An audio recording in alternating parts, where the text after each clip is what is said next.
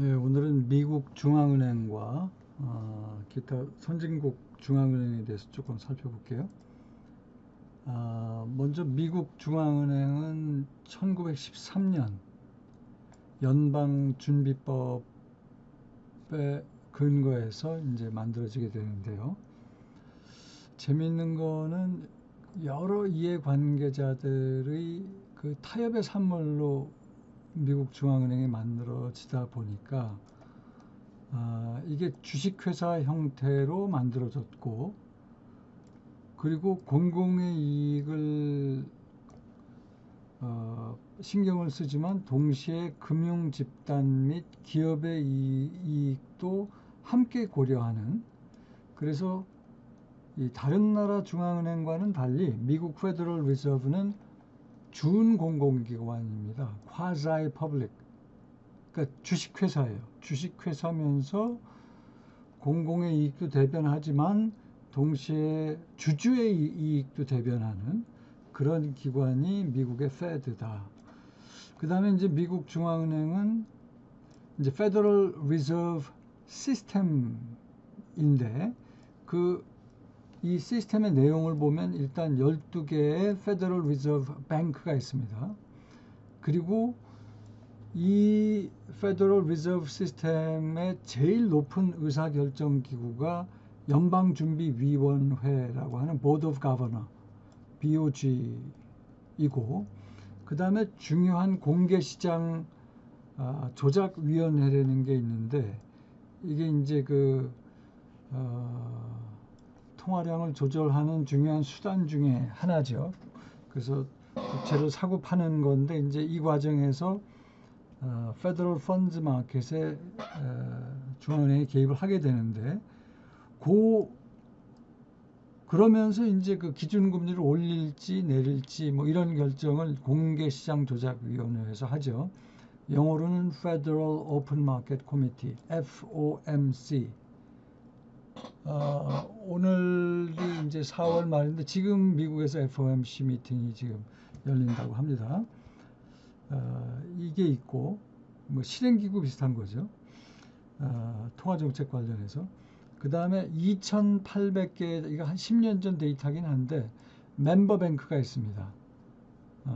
멤버뱅크들이 주주가 되어 있는 거죠. 그러니까 페더럴 리저브 뱅크의 주주들이 그 멤버뱅크들이고, 그 다음에 이제 12개 페더럴 리저브 뱅크가 조금 이따가 우리가 지도를 볼 텐데, 미국 전역을 12개의 구역으로 나눠서 각 구역에 하나씩 배치가 되어 있고, 그 다음에 이제 그 12개 페더럴 리저브 뱅크는 최소 1개 이상의 브랜치 오피스를 두고 있고, 주주는 멤버 뱅크고, 그 다음에 이제 주주가 멤버 뱅크다 보니까 이 멤버 뱅크가 이 각각의 12개 페더럴 리저브 뱅크를 관장하는 이사를 9명을 두게 돼 있는데, 그 중에 6명을 뽑습니다.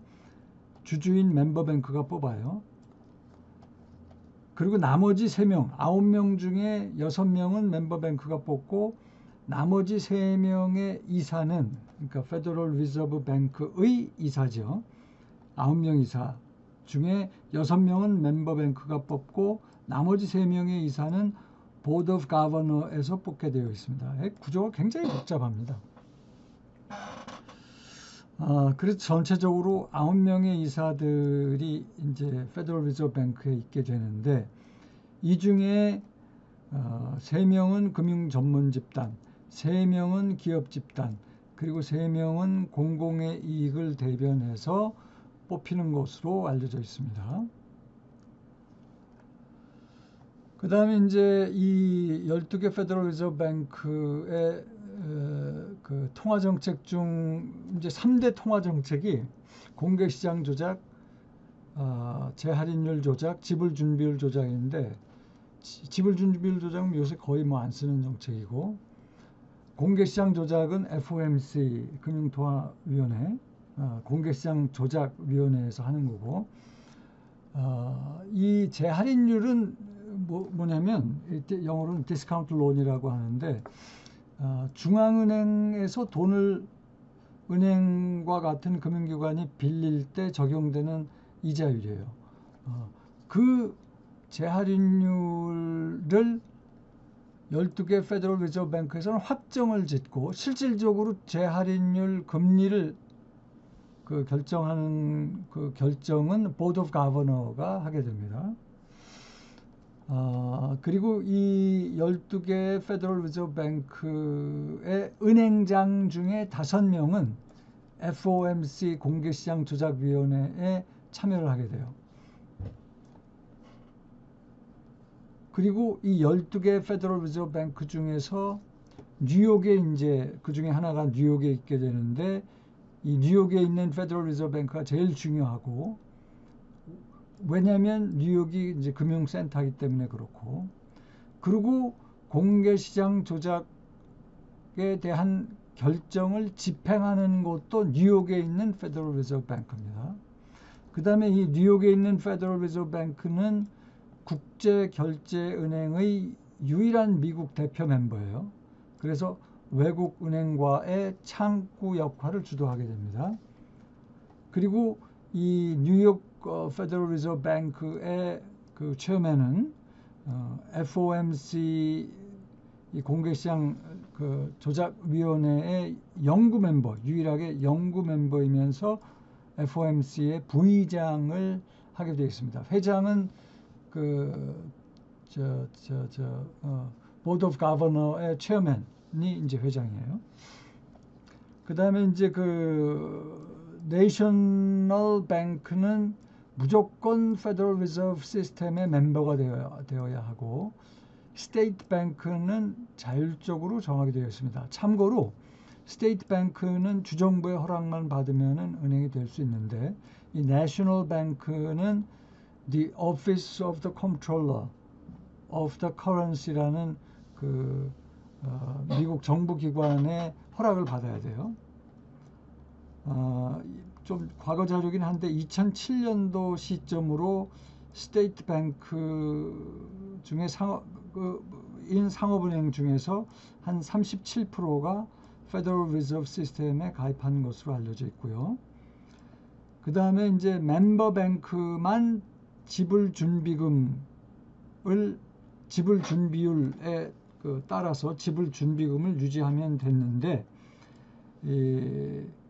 세이빙스 앤 론 위기라는 아주 큰 금융 사고가 80년대 후반에 일어나면서 87년부터 모든 예금과 관련 금융기관이 지불 준비금을 준비해야 되는 것으로 그렇게 바뀝니다. 이게 이제 페더럴 리저브 뱅크의 이 서쪽은 이 캘리포니아를 포함해서 여기에 페더럴 리저브 뱅크가 하나밖에 없습니다. 반면에 동부 쪽으로 가면은 뭐 굉장히 여러 개가 있죠. 12개로 나눈 거고, 그 다음에 이제 보드 오브 가버너, 최고의 결정기관이라고 하는 보드 오브 가버너는 모두 7명으로 되어 있는데 이들은 국회의 동의를 받아서 미국 대통령이 임명을 하는데 14년의 임기를 갖게 돼요. 그래서 이게 한꺼번에 7명이 싹 바뀌는 게 아니라 2년씩 이렇게 교대로 바뀌게 되어 있습니다.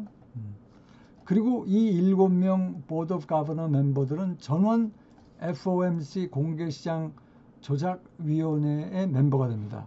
그래서 FOMC는 이 보드 오브 가버너 7명과 페더럴 리저브 뱅크 12개 중에 5개 체어맨이 페더럴 리저브 뱅크 체어맨이 참여를 해서 모두 12명이 이제 의사결정을 하는 거죠. 이 FOMC는 이제 공개시장 조작을 하는 위원회로 말씀드린 대로 그 의장은 보드 오브 가버너의 체어맨이 겸하게 되어 있고 그리고 그 결정을 집행하는 곳은 뉴욕에 있는 페더럴 리저브 뱅크다. 우리나라 금융통화위원회는 매달 한 번씩 만나는데 미국의 공개시장 조작위원회 FOMC는 한 달 반에 한 번씩, 그래서 1년에 8번 만나게 되어 있고요. 그래서 이제 우리가 뭐 잘 알고 있는 거는 그 기준금리를 올릴지 내릴지, 미국의 경우는 이제 Federal Fund Rate인데, 뭐 이제 그리고 또 중요한 또 경제 관련 이야기를 또 하게 되죠. Federal Reserve 시스템에는 약 500명 이상의 전문 인력이 있고요. 이들이 이제 경제 관련 자료를 수집, 해석, 정리, 요약합니다. 그 다음에 이제 여러분들이 또 좀 아셔야 될 것 중에 하나가 현재의 경제 상황을 이야기하는 그 책자가 베이지 색깔의 베이지북이라고 있어요. 그래서 여기서 현재 경제 상황을 어떻게 파악하는지에 이제 매스미디어가 이제 관심을 갖게 되죠. 페드는 이 베이지 책자 이외에도 향후 2년간의 국가 경제의 예측에 대해서 그린북을 만들게 되어 있고, 통화량 예상치에 대해서는 이제 블루북을 만들게 되어 있고, 그리고 이제 우리가 잘 알고 있는 미국 중앙은행의 체어맨은 전체 페드의 대변인이고, 페드 스태프를 감독하고 필요할 경우 국회나 대통령을 상대하지만 실질적인 법적 권한은 별로 없습니다. 미국 페드는 중앙은행은 굉장히 독립적인 기관으로 알려져 있고, 뭐 그런 것들이 이제 시스템으로 보장이 되고 있는데, 이 보드 오브 가버너의 임기를 7명인데 2년씩 이렇게 그 14년으로 해서 서로 엇갈리게 임명과 퇴임을 했다는 것 자체가 굉장히 독립적인 기관임을 또 얘기해 주는 거죠. 그리고 미국 페드는 이건 나라마다 다른데 그 자체로 이익을 내는 조직입니다. 그래서 그런 의미에서는 국회의 눈치를 볼 필요가 없어요. 그 이유는 이 미국 중앙은행이 은행들한테 대출해 줄 때 그 받는 금리가 이제 디스카운트 레이트인데, 여기에 대해서는 대출 금리를 받는데 은행들이 맡기는 예금, 리저브에 대해서는 이자 지급을 안 해요. 그러니까 땅 짚고 헤엄치기죠. 국회는 법적으로 페드를 견제 및 제재할 수 있는 조항을 갖고 있고, 대통령도 임명권을 갖고 있다는 점에서 직접적은 아니지만 간접적으로 중앙은행에 영향을 미칠 수가 있다. 그 다음에 이제 미국 중앙은행만큼 독립적인 중앙은행이 이제 유럽 연합의 ECB, European Central Bank인데요.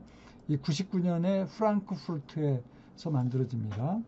중요한 결정은 19개 멤버 센트럴 여기에 속한 나라의 중앙은행에서 온 가버너와 8년의 임기를 갖는 Executive Board 멤버가 이제 6명이 중요한 결정을 하게 되고요.